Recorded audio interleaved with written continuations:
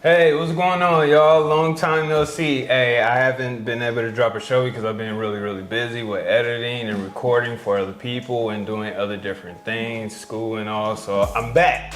So I know y'all miss me, but I have a special guest. What's up, guys? This is Dominique, aka Miss Logic, coming to you with the logical standpoint. Yeah. So, how you been? I'm great, always. How you doing? I've been all right, seeing all of this chaos and things that's been going on from what I've been hearing and stuff like that. So I decided to come out of my bubble and see.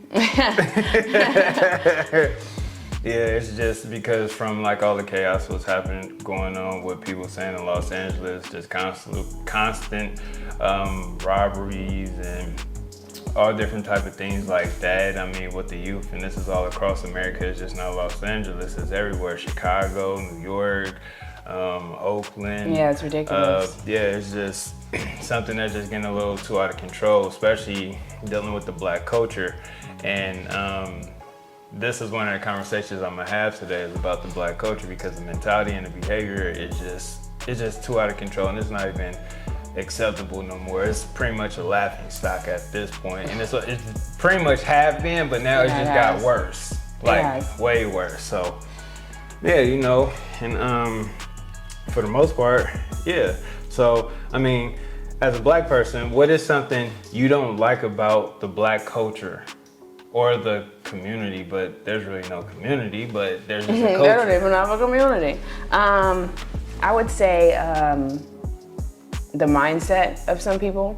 It's like a crab in the barrel mentality. Like, just dare to be different. Anything that's outside of the box that's considered in the Black community, or whatever you want to call it, it creates a level of dysfunction, because you should feel supported by your community to be a free thinker. Mm-hmm. And if you dare to think different, you get called names and just, bullied all sorts of way. I mean, it's just the negative mindset and things of that sort, where it's just like really chaotic for the most part. And like I said, it's just unacceptable at this point. We got to start doing better. And I'm not talking about all of us, but the percentage of people that is out here doing it, and these are your kids and stuff like this. It's time to be better parents. You need to start parenting your kids and monitoring what your kids are doing and stuff like that. But I think a lot of these parents is also scared of their kids as well. Or they're scared of what type of drama their kids can bring by bringing in the government. I feel like the government has become the father in the household, and it's not because of lack of fathers, it's because of this whole single motherhood epidemic, which I'm not gonna even get into. But it's like they have a level of protection that they didn't have before. And when you're a parent, you should be free to chastise your child however you choose to. So in this Black culture, what are some of the ideals that Black folks need to let go? I would say the way we should pay attention to the way we vote, and pay attention to if it's hurting us or helping us. I think also this whole feminist mentality for women, it's not helpful at all. It's just not the way that we used to be. Honestly, I'm gonna be real with you. They need to let go of this gangster persona, this killer persona, this get money persona, stripper persona. You need to let go of that, because they glorify it too. Because it's not you. And that's the thing. They're trying to find things and then say, oh, this is me, this is you. You wasn't even born a killer. You wasn't born a stripper, a hustler. You wasn't born nothing. What happened is that Hollywood gave you a false image of yourself, and you adapted to that false image, because there's a word called, I can't think of it right now, but it's where it's a group image. That's what it is. It's a group image, and we only take on those type of images due to the movies and things like that. Yeah. So that's why people try to hold on to this persona of being a gangster, a killer, a murderer. They try to hold on to all of these different personas that ain't doing nothing, especially like these gang members and all of this type of stuff. I mean, let's be for real about it. I'm gonna call it what it is. A lot of these gang members are Masons, and a lot of them are agents. And if you understand the color patterns of black and red and blue and white, those are Mason colors, but I'm not gonna get into that. That'll probably be another video where I break down the color blue and white means old time, and I break down the other color, which is black and red, means new time, which is new blood, but I'll break that down. But they need to lose that persona and stop feeding into all of this music. Rappers are nothing but pretty much, they have a persona. That's why they don't use their real names. They use a nickname. Yeah, it's a character, just like shout out to Charleston White. Just like I mean, it's like you have to put on your cape to fight crime. And so the bad guys, they put on their mask. Same concept. Just like for example, Jay-Z. He sold crack to the community before he became a rapper, and now he's selling dreams to people, which is bullshit. Yeah, and if you actually look at the rappers are nothing but pretty much the criminals that was once on the street selling dope. They just pretty much turned it into rap music. We're cheering on the villains that is pushing death music. The whole culture of killing the next man that looks like you, instead of telling you how to build with each other, they tell you to look at that person as a enemy. And then next thing you know, you see a lot of black folks complaining about why other races are looking at them in that same light. Well, you took on a group image. So if you took on a group image, what do you expect everybody else is gonna look at you as? You know, it's like, it's okay to be a nerd. It's okay to be a dork. It's okay to be you. Yeah. Because it really is. You wasn't born, once again, a stripper, a killer, a murderer. You wasn't born a drug dealer. These are all things that was handed to you in the community, and you don't even know how these things came about and why they gave it to you is number one. You should question, why did they give us these personas?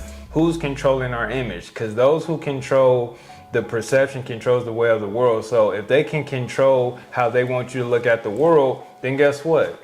You're gonna look at it the way that they want you to look at it, because they control the mass media. I agree. You said it best. Those who control the perception control the reality. So let me ask you this, is the black community broken? Yes. Or I would say black culture, because I just feel like there's no community at all. Yeah, there's no community. We don't even speak to each other when we see each other. Yeah, like, we walk right past each other with our heads down instead of acknowledging. That's why when I come up to people, especially black men, I try to come up to you, instead of head nodding you, I still say what's up, but I also shake your hand. I'll put my hand out and shake, shake your hand. Because it's like, I want you to know I acknowledge you. Yep. Because we have to start doing better. But is it broken? I feel like, yes. Right now, a lot of us have broken mentalities, just like our spirit is broken and we walk around with a lot of trauma. I say, yeah, right now we're broken, but can it be fixed? Of course it can be fixed. But it's time to start doing shadow work. It's time to start working on yourself, dealing with those traumas. Yeah, I agree. I think that the first step is to take accountability and understand that a lot of the reasons why we are the way we are is because we weren't dealt the best cards, okay? I get that. But it is what it is. And if you want to have a good existence, then you should definitely look in the mirror, figure out how you can control, or like how Jordan Peterson says, clean your fucking room. Clean your room. Pay attention to what you're doing in your day-to-day life, that it could be bringing bad luck or bringing back karma. Okay, so let me ask you this then. What is one of the things we should try to fix in the black community? Because we have to start with one step at a time. What is one thing we can try to set down to start setting the foundation? I'm gonna say this, I stand by this. There needs to be black male leadership. Okay. It has to be. So then that means we need to get black fathers back in the household. Yes.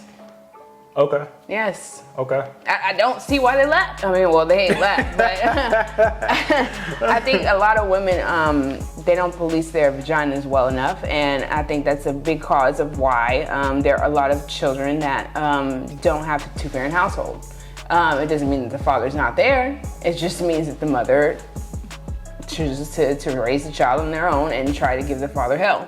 Because in my lifetime, I've never seen a father not be there. I know, right? I've never seen it. And that's where in our culture, we praise the mother. A lot of single mom households with children that grew up in a single mom household always talking about that they're the black woman is God. A black woman is not God. God is a masculine energy. A woman can be a goddess, which is a feminine energy. Just like that movie coming out, Woman King. When was a woman a king? I can understand a queen and a king, and an emperor and an empress, but I never heard a woman emperor. You see what I'm saying? It's a woman empress. And once again, now we're putting king on a woman to even make her even further masculine. It's just confusing the kids even more. Exactly. and like, honestly. Seriously, and like for real, like that don't even make any sense, because it's like you got woman king, you got what you calling black woman God. She's not a god, man. Let me explain something to y'all first. The person who carries life and energy is the man. And what happens with the man is this: he transfers life and energy into the woman. Once he does that, the woman now becomes a mother. The man has to make the woman a mother. She's not a mother until he gets her pregnant. Then at that point, her body reciprocates that. She understands that life and energy is inside of her. So she starts to sculpture the body. And then once the body is sculptured, wherever the soul comes from, it hits the body, and then she presents the kid to the world. She presents life to the world, and she shows to the man, like, here go your child that I've been carrying. It's a balance, okay? The woman complements the man complements the woman. And that's the thing people need to understand. Man is God, woman is goddess. Woman is not God, and man is not goddess. Okay? Man is God, woman is goddess. Man is God, woman is goddess. That's how that works. Masculine energy, feminine energy. And when you can figure it out, it makes life easier. Exactly. And people understand their roles. But because people get money, they feel like, oh, I got money, so now I don't need this from you, I don't need that. And yeah, does money keep you warm at night though? No. Like, I mean, yeah, it could keep you warm in a house with a heater, but like, does it cuddle you? Does it I know, like right? nurture you? Does it like, I don't know. Yeah, it's like, it's crazy. So let me ask you being a black person in America, how has your experience been? Because I hear a lot of victim mentality from people, and then I hear a lot of other like different type of black folks that are like, I haven't experienced what you experienced. So I'm pretty sure everybody has a different experience, so I'm asking you. I've done whatever the hell I wanted to do. Okay. I've never been a victim of anything. So I was just thinking of something funny, but no, I've never been a victim of anything. So for me to walk around thinking that just because I have brown skin, I'm a victim. No, actually, it's quite the opposite. So I think that they try to put that mentality into people's heads because you're operating in a space of stress when you're in a victim mindset. And I've never experienced anything where I felt like I didn't get any opportunities or I didn't work hard enough for something, or I've worked extremely hard for something and I didn't get it because I'm black. Like, no. Yeah, I don't understand that, because anybody can do something. It's just based off of your circumstances and also the group that you hang out with. Yeah. You know, if your network. If you hang out with, let's say, loser 1 and loser 2, and you hanging out with them, then you're the third amigo. So guess what? Look to your left, look to your right, and then look, the 3 amigos. You're gonna get the same results because you're hanging around people who don't want nothing. So if you hang around people who don't want nothing and you the only one who wants some, guess what? The crab in the barrel. They're gonna try to sabotage you or stop you from doing stuff. You have to come outside of your your box, out of your bubble, and start meeting other people that's on the same page as you, that want to do something just like you, that got the same goal and the same vision. Yeah. There's some science behind that too. I mean, you just see different things. You experience different things. And if you are manifesting what it is that you really want, you're going to pay attention to opportunities that are going to help you get that as well. Exactly. And that's the thing. So is it time to start acknowledging fathers' needs to be in the household? Absolutely. It should have never stopped. It should have never stopped. And I think that we've created this environment where we think that single motherhood is okay. And no, yeah, the kids are alive, but mentally they're all fucked up. So yeah, it's not great, because you need balance in life. You do. Exactly, because honestly, the morals, the ethics, the discipline and honor, that's what the father actually brings inside of the household. And we know what the mother does, but this is what the father does. And shout out to all of the men who are actually prevalent in their kids' life, taking care of their kids and stuff like that. Shout out to y'all, because at least y'all still make it an effort to either still be in the household, or you still come pick up your kids and you take care of your kids. So shout out to y'all. And the thing is this, stay on your kids. They need discipline. They need to understand morals. They need a work ethic. They need learn ethics. I believe I pronounced ethics. That right. Yeah, there you go. Also, too, it's just you need the father in the household. You can't have one-sided, because when the scale is tipped one way, it's always going to be an unbalance, and that's the problem. Like, we have to start doing better. We have to start raising our kids that have some type of morals and some type of integrity when they walk outside, to where people don't fear them for the negativity they do, but respect them for the positivity they do. Yeah. So exactly. I'm just like this. So when are we going to really realize that welfare set us back a long time ago, man? That our grandparents, once they took that welfare back then, it was just a snowball effect that just messed up the whole community. Once they offered welfare to the woman to make sure that the man was out of the household, look at what's happening today. Yeah. Well, I'm glad my grandparents didn't take that, but okay, so think about it like this. If you're given something, yes, you're not gonna work hard for it. And I think that there's a healthy balance of hard work. Yes. Because what the fuck else are you gonna do if you're not working hard? Exactly, right. And my grandmother always said it the best, speaking of grandparents, and I don't mind, it's the devil's workshop. So if you're not working hard and you have money just coming into you, then it creates an I don't mind. And it's the devil's workshop, hence the Black community. Okay, and you're correct. So what is one thing we can do to start moving forward in a positive light? Like, what is positive things we can do to start becoming better as of right now? Because I'm not worried about what happened back then. I'm worried about right now, and how can we build and move forward to create a different outcome for us? I think accountability is important. I mean, we've all done things that we're not proud of in life, and that's just being a human, period. Okay. So taking accountability for your actions, taking responsibility for your actions, and moving forward.